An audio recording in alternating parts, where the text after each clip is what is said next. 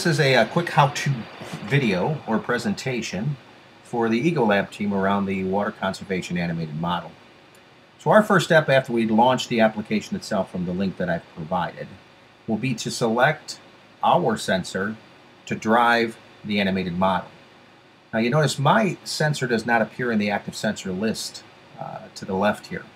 So I'm simply going to connect to the animated model very much as I would to the IoT dashboards by launching the EvoThings bridge on my iPhone or my iPad itself. Once the EvoThings bridge is launched, I'm going to turn my sensor on, and then soon my sensor will appear in this list.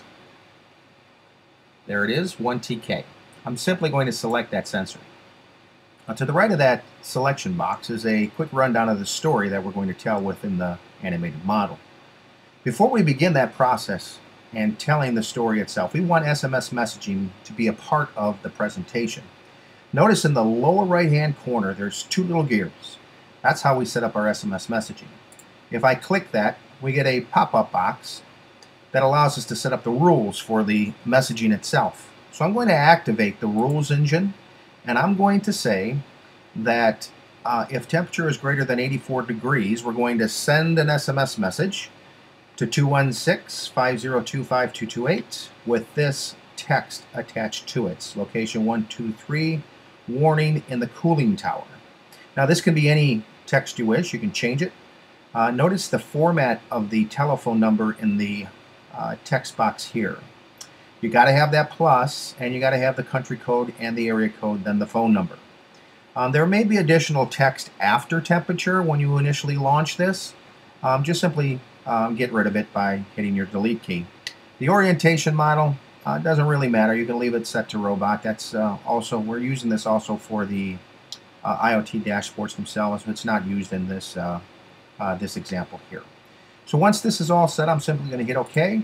Our rules model is now active, or our rules engine is now active. You notice down here, if I hover, it says rules engine active.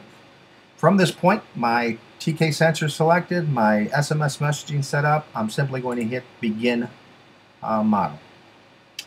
Now once the screen is painted, you'll see the picture of our city, very much following the storyline around monitoring a hotel and a cooling tower on top of a hotel. Now it's important for this hotel to monitor what's happening within that cooling tower, because we have some hot weather coming and a convention that begins on Monday. So within the cooling tower we have several sensors, and it's monitoring temperature. Now if I take that temperature above 84 degrees, as I defined in my, my SMS messaging and in the model itself, we're going to get a pop-up or a zoom in of the cooling tower and show us exactly what sensor is failing. From that point, it'll automatically take me to an iPad application that a technician may be carrying. So I'm going to take the sensor in my hand. I'm going to blow on it very much as I would my hands in the wintertime to warm them.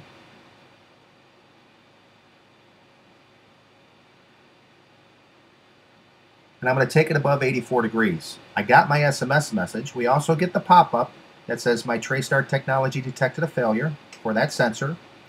And then we're taken immediately to an iPad application. Now, this iPad application is very interactive. We have a list of Ecolab sensors. Now, these are all the sensors that exist in the field. And we have our sensor that actually failed. If I can't find my sensor here, I simply select it in the box here, and it will zoom me right to that sensor that has failed in our selected sensor location. If I zoom it, I can zoom in and out to determine the exact location of that sensor. So I can even get down to the actual address and where it actually failed. And that'd be very helpful for the technician when trying to locate where the sensor failure actually occurred. Now when we're dealing with thousands of sensors, that's obviously very important. The current temperature of the sensor itself is 76.49, and our current humidity is 93.99%. Now again, it's very important to understand that this is all active and live and reading our sensor data. Directly below that we have a weather forecast, and this weather forecast tells us it's going to be hot over the next few days, and we have that convention occurring on Monday. So as part of our story, again, we need to really make sure that that cooling tower is working the way it should. we had a failure, we were alerted about the failure, and I can actually take the bar within the chart here itself and drag to the right and see when, the precise time, we received that failure. So at about 9 a.m. we received the failure about the sensor in the cooling tower.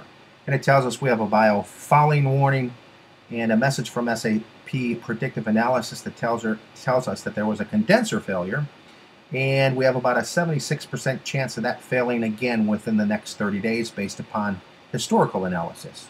We have a dummy button where we can actually click it, and very soon we're going to have integration with Ariba to actually generate a work order for the replacement of that part, but currently this is just a part of the story, click the button type example.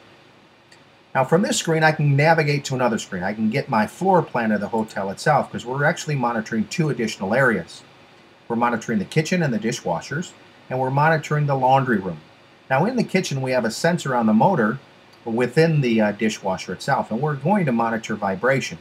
If there's a failure or excessive vibration, we need someone to alert us so we can get a service technician on site, or we can actually order the part before they get to that location. And once again, we're able to detect these changes within vibration before the customer does, and generally the customer finds out about the excessive vibration once the machine actually breaks down.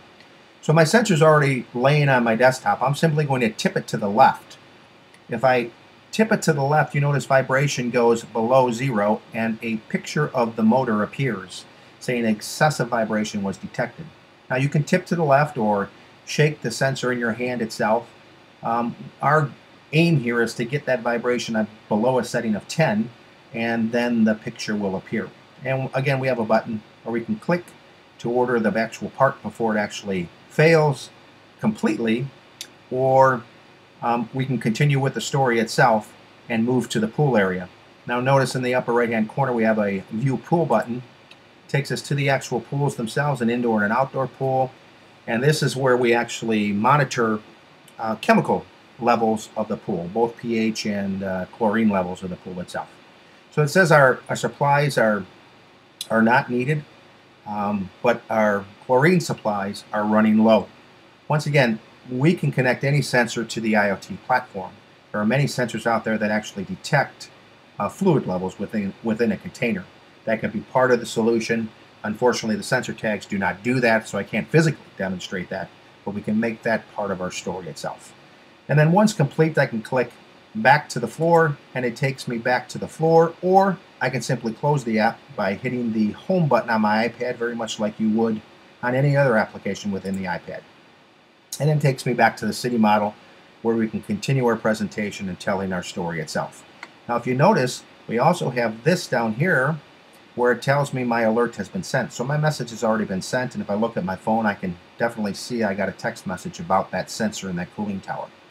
Now once completed with my story, and I'm sure you can continue to go on with the story itself and all the other great features and functionalities of the application, but being able to manage all that data from thousands of sensors is a great story to tell about our IoT platform and the HANA platform.